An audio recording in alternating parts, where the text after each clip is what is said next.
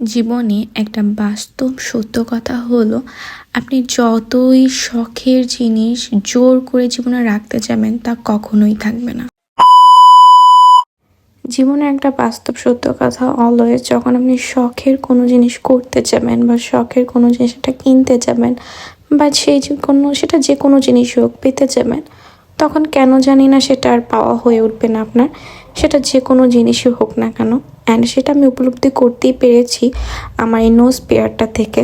আপনারা যারা আমার রেগুলার ভিডিও দেখেন বা ফলো করেন, কম বেশি সবাই জানেন যে আমি গত 4 থেকে 5 মান্থ হলো হ্যাসেল পোহাইছি আমার এই নোজ পেয়ার নিয়ে। আর এমন না যে আমি আমার নোজের একদমই টেক কেয়ার করিনি, ডাক্তার দেখানো থেকে শুরু করে অনেক কিছু ট্রাই করেছি, বাট কোনোভাবেই আমি নোজ পেয়ারটা রাখতে পারিনি। অ্যান্ড শেষমেশ আমি এটা খুলেই ফেলি, কারণ হুট করে সেদিন সকালে এত পরিমাণে নোজে পেইন হচ্ছিল, এক কথায় আমার ননস্টপ ব্লাড পড়া শুরু করছিল আর অনেক ইচিং প্রবলেম হয়েছিল।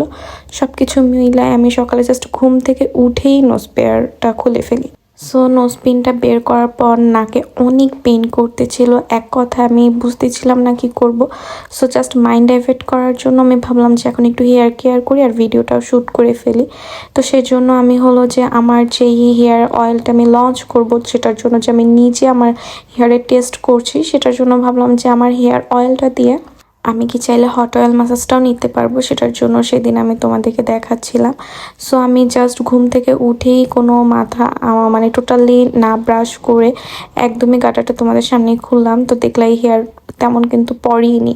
সো আমি এখানে হালকা আমার হেয়ারের অয়েলটা গরম করে নিয়ে এসে একটা বলে সুন্দর মতো করে আমার যতটুকু তাপ সহ্য হয় সেই পরিমাণে যখন আমি দেখেছি হয়েছে, দেন আমি সুন্দর করে অয়েলটা পুরো হেয়ারে ম্যাসাজ করে নিচ্ছিলাম।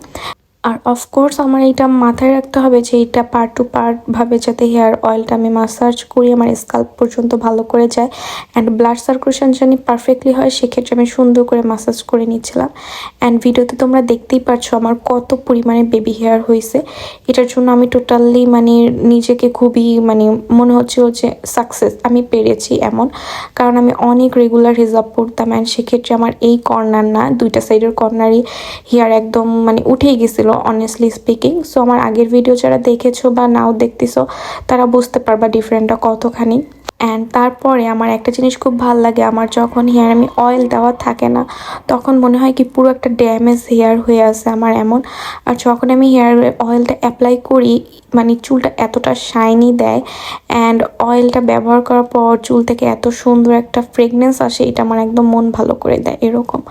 সো এই যে আমি হেয়ার ওয়াশ করে আসলাম and this is the video final look. So যারা হেয়ার অয়েলটা নিবা তারা কিন্তু বুকিং করবা, কারণ এখনও আমি অয়েল লঞ্চই করিনি, প্রাইসও জানাইনি, খুব শীঘ্রই জানাবো। সো আজকে ভিডিওটা এই পর্যন্ত। সবাই ভালো থেকো, সুস্থ থেকো, আল্লাহ হাফেজ।